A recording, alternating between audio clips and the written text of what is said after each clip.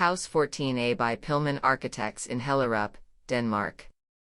Embodying a non-hierarchical collage of traces from changing times, House 14A reflects the ongoing narrative of its evolution. Rather than presenting itself as a completed work, it embraces its role as a phase within an ongoing process.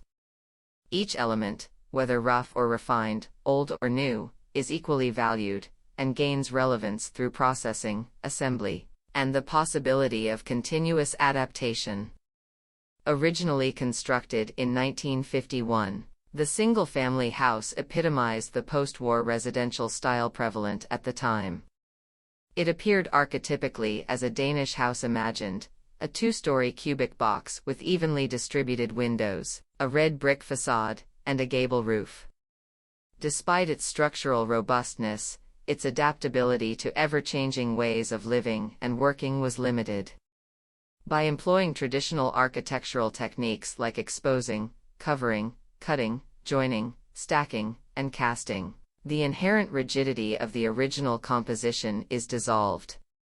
Emerging from functional necessity, three interposed masonry cores containing essential elements of a house, storage, stairs, and pipework, were introduced in the early stages of the process.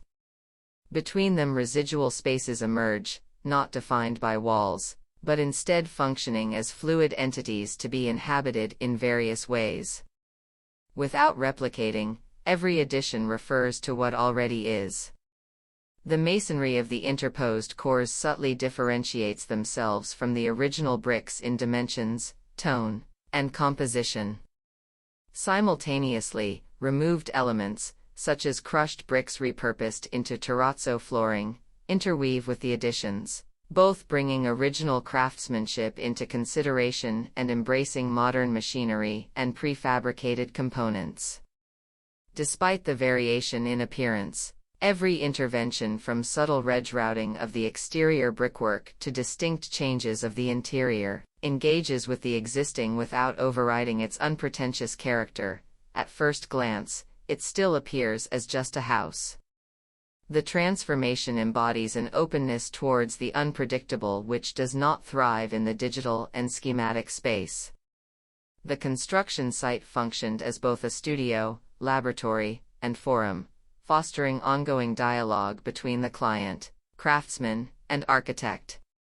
Here, rather than at the office, studies of building physics and materials continuously laid the foundation for every intervention and intentionally slow progression. It allows the house to be an unfinished collage, cultivated by tactile on-site experimentation. Embracing the inherent uncertainties of the time ahead, the transformation is not aimed at completion but rather transition to another circumstance, acknowledging its eventual succession by others.